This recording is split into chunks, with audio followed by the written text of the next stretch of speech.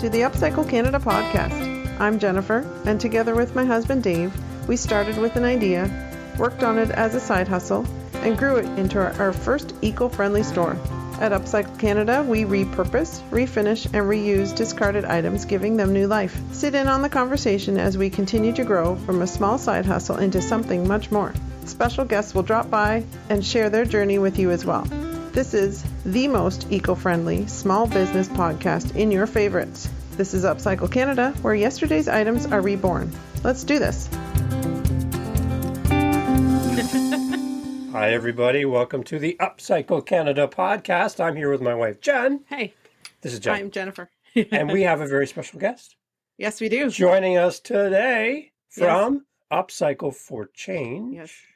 Here in St. Catharines, Ontario. That's right. Are you ready? Yes. Are you ready for this? We are ready. Are you ready? Ready. Put your hands up like this. Okay. Everybody put your hands up like this. Yeah.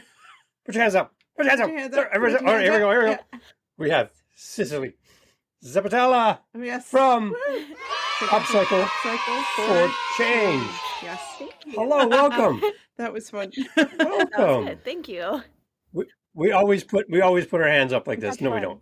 don't. That was the first time ever we've No done one's that. gonna know. I think so. And everybody Thank you. listening to this, everybody listening will be like, They'll be sitting there going, Yes. should I put my hands up? We like to be strange. It's early. I haven't drank all my coffee yet, so I have lots of excuses. Good morning. Good morning. How are you? We are fine. That's good. I want you to introduce yourself to the world. We are so happy to have you on the UpCycle Canada podcast. We have been donating some paint to your wonderful organization. We love what you do, and the idea and the chance to speak with you is great. So we want to open the door. Let's just hear a little bit about you yourself. First, before we get into Upcycle4Change, tell the world about you. I want to hear about you. Let's go. Well, my name is Cecily. I'm 21, turning 22 very soon, and I go to Brock University. I'm just a student at St. Catharines, lived here my whole life. I love upcycling just like you guys. That's pretty much how we met through my parents, like we were saying. So that's awesome. Everyone kind of upcycles around us. So I've just been super artsy and crafty my entire life and was looking for an outlet for that. And that's pretty much how I kind of ended up here. I started upcycling furniture. I did before, but especially when COVID started, I started doing it just for fun in the summer. I'd find things on the side of the road and I'm like, oh, what else do I got to do with my time today? Everything's closed. So I would just start painting and upcycling and just started a small business and selling stuff for extra cash because everything was closed. And one thing turned into another and it just became more of a hobby than it ever was before. And became really obsessed with it. And then that's kind of how Upcycle4Change slowly started. Kind of. So yeah. That's amazing. So who taught you how to do this? My mom and my dad. Well, my dad's a Nice. carpenter. Yeah, Nice. so he'd help me with all the Yep. cutting wood, fixing things, gluing things, all that nitty-gritty stuff that's not as fun as painting something and making it look pretty, but you have to do it. So Yeah. he taught me about that, and then my mom taught me all about painting and what paint to use and what products to use, and it was always trial or error. I'd start something, and then, when I was first learning, I'd be like, Mom, think I messed up. I need help. And it was just, for a while, they'd help me out, and then you learn, and it's all good now, but every piece of furniture is different. So I'm always running into something where I'm like, I've never seen that before. Or this is a weird wood, or lots of wood filler, lots of sanding, got to even it out. So you're always still kind of learning along the Nice. way. That's amazing. So were you doing this before Upcycle4Change or at the same time? No, well, Oh. before, like I said, this was always kind of a hobby, and then it turned into a business. And I was, making stuff, flipping it. I was going to some craft shows like you guys were doing, because I'd also sell like vintage decor and just like old cute clothes and flip like sets of furniture. So it was really fun and I really enjoyed it. And then I was looking for a volunteer opportunity, but with COVID, there wasn't really too much to do, but I also wanted it to be creative. I didn't want to like sit in another, office and do paperwork or do something administrative. I do that for a job. I'm a legal assistant part-time too. So I wanted something that was more hands-on and a creative outlet. And I just really could not find anything, especially with COVID. that was a little bit more relaxed and less stress because school's busy, and I wanted something that was more casual, just a couple hours a week, nothing crazy. Everything required like so much training that I was able to find. So I slowly started kind of thinking like, how can I incorporate what I love? And what I was hoping to do was kind of help our homeless population and community downtown St. Catharines, or like individuals, facing poverty or some financial hardships. Like that's mostly the area I wanted to help in. I was like, how can I take like my interests and somehow do something for that, community? And this is kind of what I came to. I was slowly connected with the Furniture Bank of Niagara through a program I'm in at Brock called Law Plus. So some of the people there just happened to know who I was and know what I wanted to do, and was like, maybe the Furniture Bank might be something good. And I started talking to Matt at the Furniture Bank, and I was like, I'm looking to, upcycle some stuff for people who need furniture, who can't afford it. Like, I don't know if anything like this exists, but I want to be able to provide like nice furniture to individuals who can't buy something themselves. Like I don't want them to not be proud of, the furniture that's in their home. Like I want them to still feel like their home's their home. So he was like, actually, we do need someone to upcycle some donations that come in that need a little bit of TLC, or we can't send out, or they need to be fixed or updated, like they're super out of date.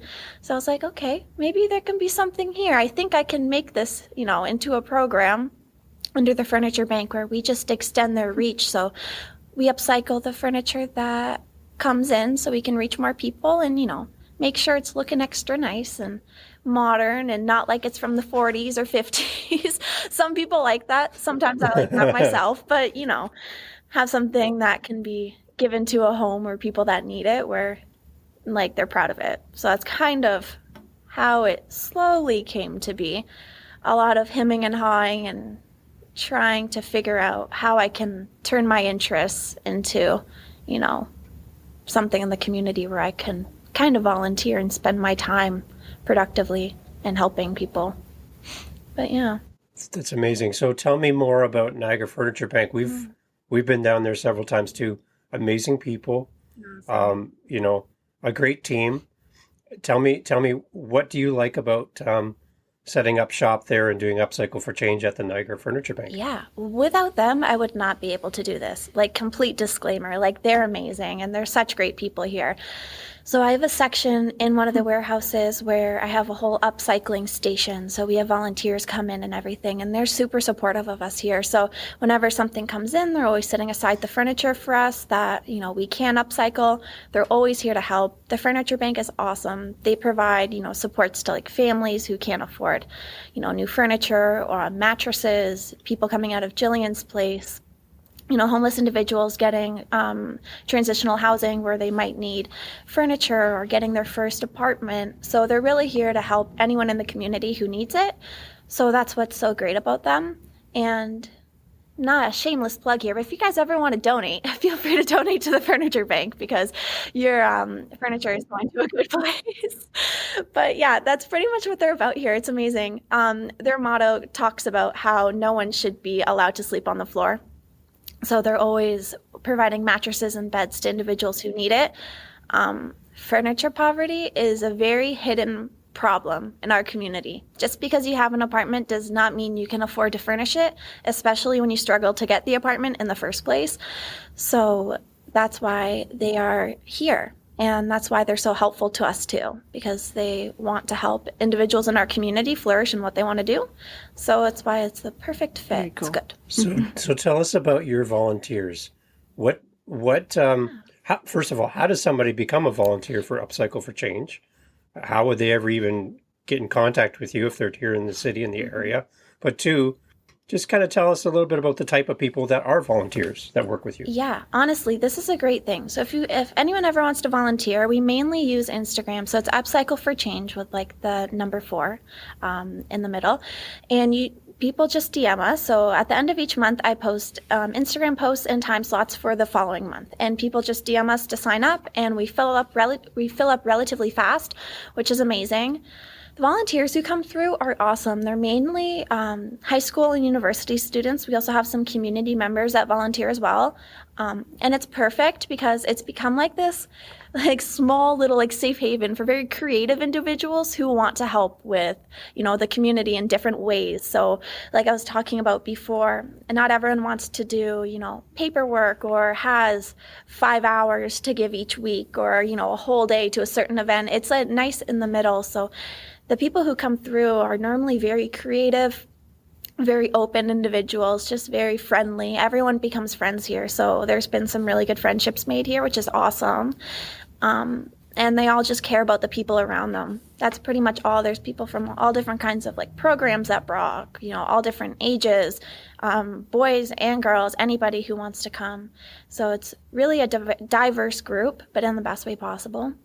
So there's no like one set or mold for like who volunteers with us. It's really anyone who wants to either learn how to upcycle, enjoys making things or painting, or just wants to help out some people in our community. I was just thinking, so one of the things your basic medium, I suppose, you work with is wood, correct? And like furniture and all that? Yeah.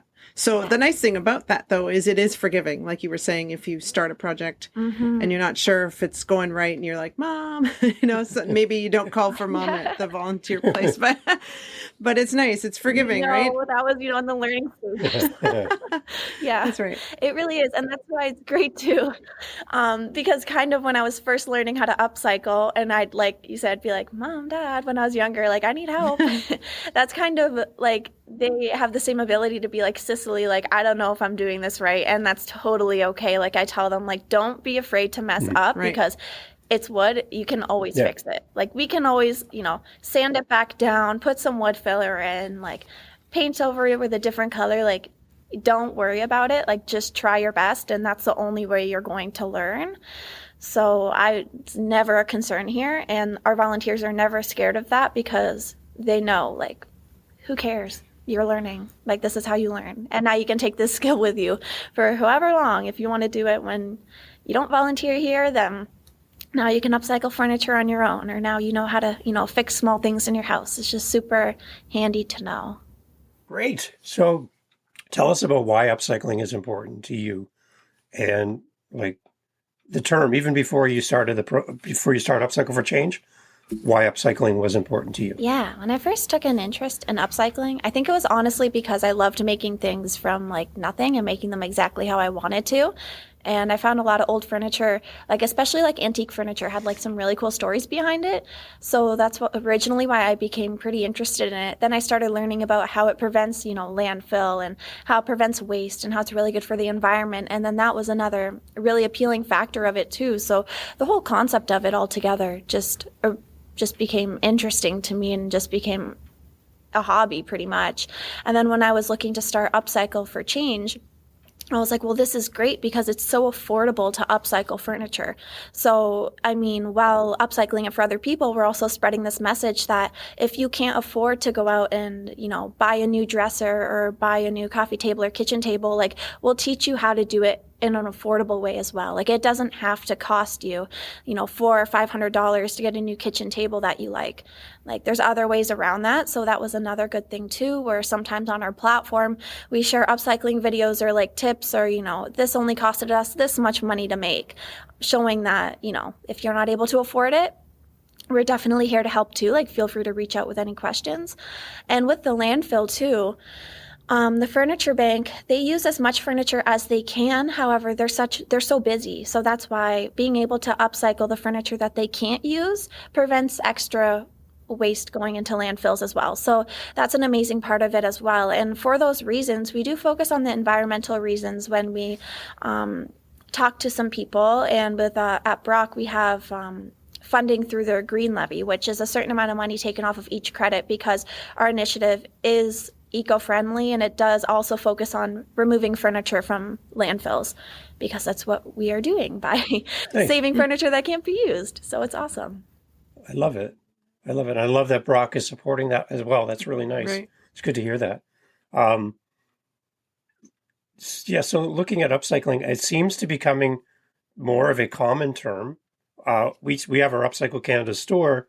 We have people coming to the store thinking we're a bicycle shop, a spin class, because we have the word cycle in the name. Oh, They don't know. Like they come with a really? broken chain and can you fix Okay, my yeah. bike? I'm like, I have no idea. But That's it's just there's for some people just don't real. That's understand what the crazy. term means, right? So seeing Upcycle4Change, it just helps Yeah. people to kind of equate, oh, what is upcycling? I get it now. I understand what you're doing, right? So more people who use Yeah. that term and make it more relevant, I think the better. So it's amazing what you're doing, really. Mm-hmm. How many volunteers do you have? Say like today you're going to be doing an event. How many volunteers would you have today? So because our space is smaller and with COVID, normally we'd have around 5 people, which is great. And in the summer we can have more because we have a big space out back outside. So we host volunteer events out there where we can have, 15 people come if they want to. Right now we are just doing around 3 to 4 people socially distanced just to make things, make it comfortable for everybody, just make it safe, just avoid any problems. So we're doing it that way. And, smaller groups are good sometimes because it gives, people a chance to, speak to the people that are beside them and they're working around. And that, like with these smaller events, are kind of how people have made, some meaningful friendships and good friends, especially with first years at Brock who come to volunteer and they don't know anyone at Brock if they're like an international student. We've had that happen and then they leave making a couple friends. So it's awesome. These small events on Saturday mornings have been a little bit of a blessing in disguise for those reasons. And definitely when the weather gets better, we're going to have some outside events too, which will be awesome. And we'll be able to have tons of people come and get a lot of furniture done in one day. And I think those will be some really good weekends, and we'll have to let you guys know about them, and you guys should come on down. Oh, for sure. Yeah. Definitely. So what about funding? It takes money to do this. It's not all free. I know some of the furniture's coming. You get some donation of paint, which we love to do, but it does cost money to do this. So how can people financially support Upcycle4Change? Yeah, so right now, we've been kind of functioning off of really kind people like yourself. You guys have helped a lot, and the paint colors are really awesome. We've had a lot of fun with them. We posted some photos on our Instagram of some kids' furniture we did, like chairs and toy shelves, which are super awesome. And we have some smaller kids' benches that we're going to be doing after this round of furniture is flooded out. But besides that, we rely on things like the Green Levy at Brock is super helpful. We had rising youth grants, just government grants, funding from school, sponsorships from hardware stores, like Home Hardware has donated products to us in the past. You guys donate products to us. Just getting by like that for now. And if anyone wants to support us, if you own a store or have supplies, reach out to us through Instagram, and we do kind of relationships like that where people donate physical items to us. And if you want to sponsor as well, then that is also an option, monetary sponsor. And that money strictly goes towards paint, wood, supplies for wood, tools, everything like that. We're just kind of going as we can. We're still fairly new. So I don't know if you I don't know if you thought of this before, and I've met another vendor who does something similar, but they went on Amazon and they created a list of items that they need on a regular basis, and they make it as a public thing where people can access this list, and I can go into their list and I can click on something that they need. I can order it and have it shipped to them, and they just receive it. Yeah, so paintbrushes, paint rollers, whatever you need on a regular basis, masking tape, whatever, right? You just make a list, and then you make that list public for people to use. And like I said, anybody who's listening to this around the world, anywhere in the world, you can be in New York City and be like, I love what's going on at Upcycle4Change. I want to help. I can go on your Amazon, I can click your thing and send ship to, pick the address, pick you, off it goes. And it just shows up. So think about maybe setting up something like that, because that just lives in the world and it's there every day. We don't know, and you don't know when somebody might hear this episode, right? And our hope and our desire is people listening to this would connect with this and go, I want to help, but I'm on the other side of the country. I'm in another continent, right? I'm in the UK, and I want to help this great initiative, but I don't know how.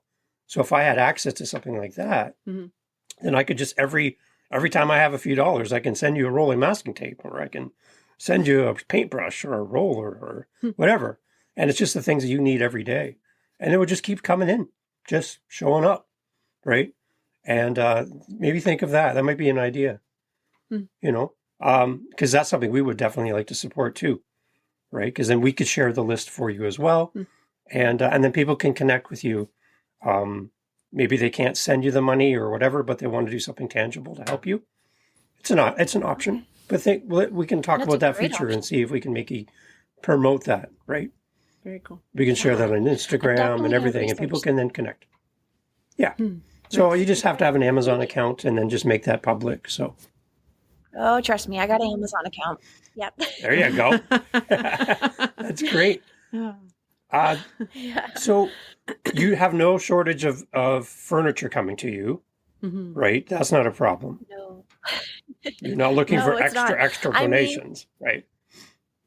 Well, there's definitely slow seasons. So right now with the weather like this, I don't think people's first priority is filling their van full of old furniture and driving across the snowy city in the freezing cold to donate. Yeah. And I don't blame them. That's not what I'm doing right now either. So it seems like spring and summer are really high donation, traffic times, which is awesome, like to a point where it's held us over really until now.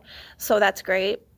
And now it just seems like it's starting to slow down a bit in the winter months, but I have no doubt that it'll pick up again when the spring comes and people start spring cleaning and, cleaning their house out and everything. They're like, I don't want this, that, and it normally ends up here. So that's awesome. And we have choice on what we, want to work on and what we think would be the most productive thing and helpful thing to work on as well. We have to think about that too. What items are most in demand, and it's not always about upcycling what seems like the most fun to upcycle. In my opinion, everything's fun to upcycle, so I want to upcycle the most useful pieces of furniture that people can utilize in their home. Okay. And that's easiest to give to people as well. Okay. So is there something that you get rarely, but you really could use more of as far as a donation? Whether maybe say kid-size furniture or a certain item that comes in maybe once every 2-3 months. But if you had this item every day, you could help more people. Is there anything like that you could use more of? Yeah, I think for us, it's mostly, we get a lot of dressers, but more dressers with nightstands, so bedroom sets. Because a lot of the time they go so fast and then we're left waiting for more. Where I think, more dressers would be definitely helpful.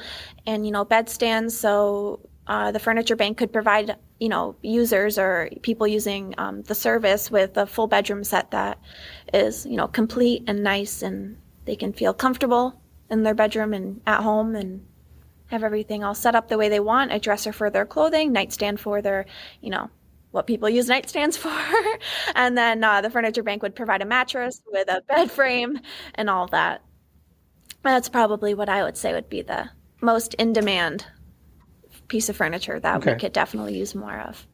Yeah. What has been so far for you been the most rewarding experience with the person that's receiving, whether financially or a piece of furniture through what you're doing at Upcycle4Change? What has been one of the most rewarding things that have happened to you personally that kind of makes you go, yeah, this is the right thing for me to be doing right now? Mm-hmm. Actually, again, it was with a bedroom set. So one of the first things we ever upcycled for Upcycle4Change was a dresser with matching nightstands. And we finished it and it sat here for a little bit, and they were waiting to bring the furniture bank. When I say so they were waiting to bring it to the perfect home, and they were able to bring it to a young family. And Matt said, who's the director of the furniture bank here, said that her reaction was just like priceless, because she's like, I love the color, I love everything about it. And she was just so happy that, she had a nice matching set and she can put it in her room. And she was just very thankful by the sounds of it. I didn't see her personally, because the furniture bank are the ones who are dropping these pieces off to people's homes.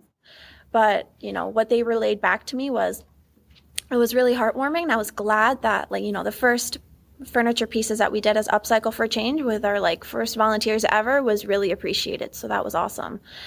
And then right now, we haven't given it to that facility yet or people yet, but we sometimes it's the small fun things like this. We had a rocking horse, and it was an old rocking horse, and we're changing it into a zebra, which is just for fun. It's just so cute, and a child's going to love it. I already know that wherever it goes, if it goes to, a young parent's house with children, or if it goes to FACS, even, for example, is an option we're thinking of as well, putting it in their playroom.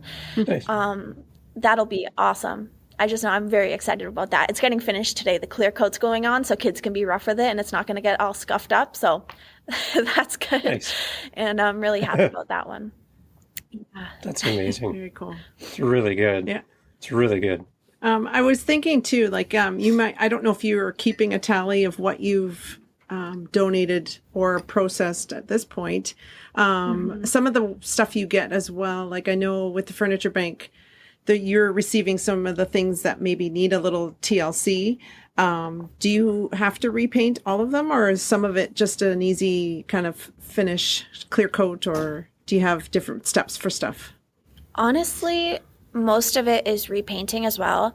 We have a couple dressers that we're doing right now that are going to be one heck of a job. So we are getting ready with, scraping off, because they're not real wood. It has kind of that some laminate on there too. So it's a weird mixture that we're dealing with. So it's almost like certain parts of the dresser have to be treated a different way. It's quite odd, but we're going to do our best with it. So a lot of the time we just end up sanding down, wood filling, making sure everything's even, fixing up anything that need to be fixed. So new hardware, making sure all the legs are on tight.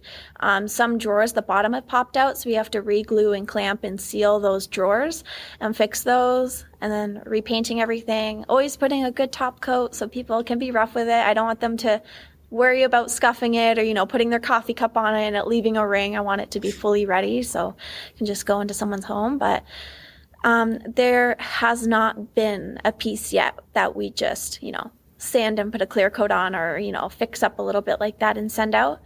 A lot of the volunteers love being creative as well, so we take it as an opportunity to really make something pretty fun out of it, and that's the fun part about it, the creative part about it. So definitely we love to repaint and do the whole thing from bottom to top.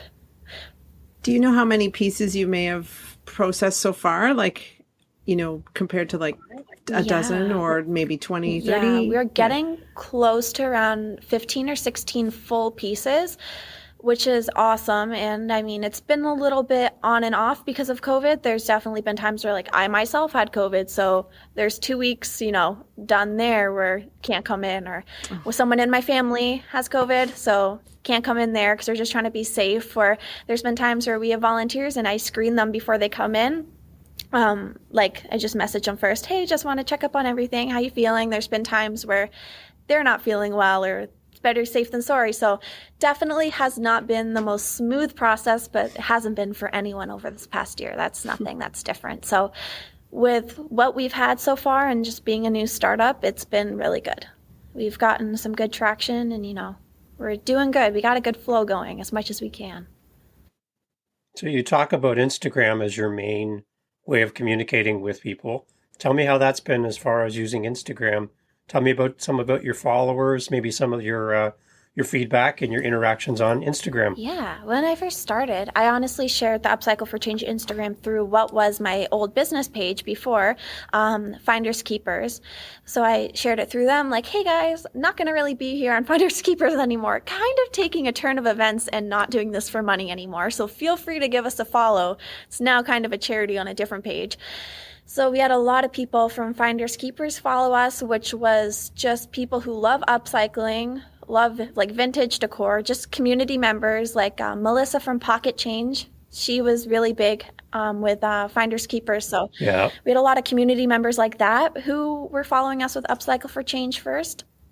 And then I started sharing it with Brock more, and our follower base turned into a lot more students, a lot more younger individuals, which was awesome because they were the ones who were like, well, I do need volunteer hours, and this seems a lot more fun than some of the other options, or hunting for volunteer opportunities that are kind of hard to get right now, or a lot of them are virtual, and people are just craving for like in-person interaction, like real, like face-to-face. So that's been awesome. Our follower base has, turned into a lot of Niagara College and Brock students, which I love. I'm one of them. Graduated from Niagara College and now at Brock, so it's perfect, best of both worlds.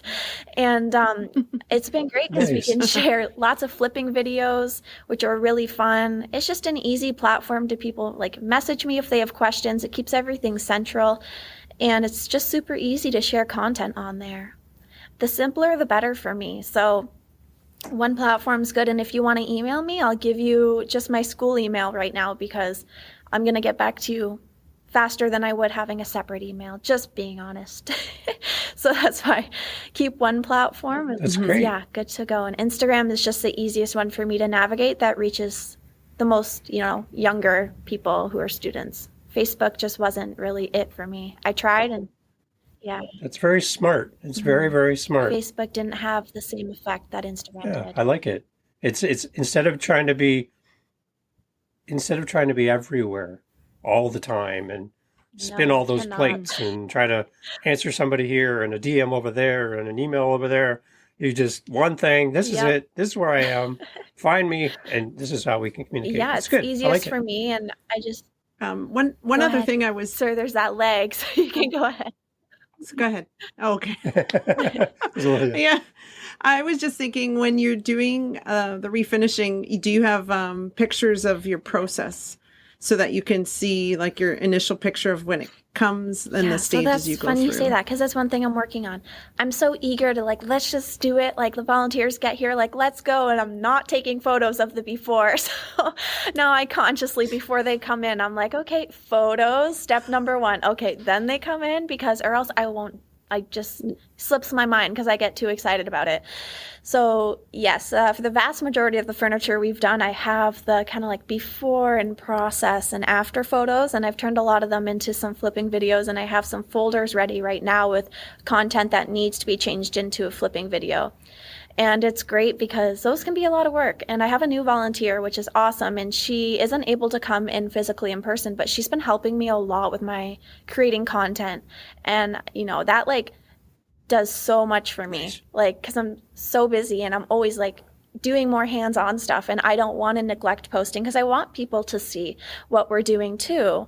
I want them to go on Instagram and see, oh, this is what they did this week, or here's a couple flipping videos. So they understand more. So she's been amazing, and it's definitely helped. So there are more flipping videos coming out courtesy of her. So that's awesome. That's good. Awesome. Very good. So you have volunteers in different ways, right? Physically working with the product, helping you on social media. Mm-hmm. There's a lot of different ways people can help. So if I'm in, and we're going to end off soon because you got to run. So if I'm in another province, country, and I love what you're doing, and I want to start this. I have an Instagram account with 1 follower, but I want to do an Upcycle4Change model. Can I reach out to you? Will you help me in my city, my country? Can I pick your brain and learn from you? Are you available for that? 100%. I am always happy to talk to whoever wants to talk. You can reach out to me through Instagram if you want to hop on a telephone call, a Zoom call. I'm totally okay with that. But I want people to know that this is a model that's, if you have a furniture bank in your area, and they're open to this, it's totally doable. Like, it's not out of reach for anybody if this is something that you're interested in. It just took me a little bit to figure out how to put kind of like my passion into a funnel, I guess, or a situation that can help people. But once I figured that out, like, I realized that really anyone can do it. If this is what you want to do, then I will definitely help you create your own model wherever you live. And we can work together, and I'll tell you kind of what I've needed and what I've done that worked, which should help you do it. And then you can kind of hit the ground running like that. It's totally doable, and it definitely makes a difference in your community as well. 110%. All right, Cecily. So we're going to have everybody go that listens to this podcast are going to go to Instagram, Upcycle4Change with the number 4. Yes. In Upcycle4Change, they're going to follow you. They're going to send you a DM and say, I heard you on the Upcycle Canada podcast. I love what you're doing. Tell us when that Amazon list is there, and we're going to start shopping for you. We would love to do that. Tell them. And we love to throw in a secret word before you go, because people listen to this podcast. They're going to listen right to the end. So if they get a secret word, we are going to send them a little surprise in the mail. So I need you to pick a secret word that the people have listened to all the way to the end of the podcast. If they come back to us with that secret word from Cecily, we will send them something in the mail. So do you have a secret word in your mind? That's fun. Any word you think of. Ooh, let's do wood filler. Not that fun, but it's going to be hard. Wood filler. It's very useful. Wood filler. Wood filler. So if somebody sends You're us... going to come people coming inside your store. Yeah. Wood filler. Wood filler. Secret word. Secrets. Right? So you send us the word wood filler, and we will send you a surprise in the mail from Upcycle Canada and from Upcycle4Change, because we love Upcycle4Change. Everyone's going to go to your Instagram. They're going to give you a like, a follow, a share, and we're going to be following along and watch your journey grow. Thank you for doing what you're doing. Thank you. I know you got to run because your volunteers are coming. I just want to encourage you. You're doing a wonderful thing, and it's coming from a good place. You can tell it's coming from a good place, and people around you notice, and you're doing something to help others. So if I did what you're doing when I was in my 20s, I think I would be in a different spot in life. You have exceeded a lot of 20-year-olds. Like I said, a lot of people could be doing a lot of selfish things, all about yourself, but you're all about others. And I just want to thank you for that, because you're leading the way for many people. So thank you for what you're doing for I Upcycle for appreciate Change. that, Dave. That's so kind of you guys. Thank you. Okay. And without you guys, we wouldn't have all the fun colors for our furniture. You guys help a lot. It takes a lot of stress off of trying to find paint. And for example, you guys are dropping off primer today. Freaking fantastic. Like, thank you. Because we need it. And because of that, we can get the dresser started today too. Okay. So that's awesome. And I appreciate it. I was going to say, I encourage everyone to just talk to people in your community. People are nice. Like, just talk, make friends. Help people. So we want to help as much as we can, and we really for thankful. them, it'll make you feel good if that's what it will anyways. So people just need to be open. It's like, say hi to someone on the street. It'll make a difference in their day and yours too. People don't do that enough. Just like the small things. Yes. Exactly. Thank you for your time today. Thank you. Have a great day. Jen will be down with the paint. Get to work. Get to work. You got lots of work to do. Let's go. Upcycle4Change, everybody. Go to Instagram. Check them out. Thank you. Bye, guys. See ya. All right. Bye. This has been the Upcycle Canada Podcast. Thanks for listening today. We appreciate your feedback and would love to connect with you. Email your questions, comments, or suggestions to upcyclecanadapodcast@gmail.com. To find out more about our business and access links to all our social media sites, podcast notes, and more, please visit upcyclecanada.ca. A review of this episode on the podcast app of your choice is always appreciated.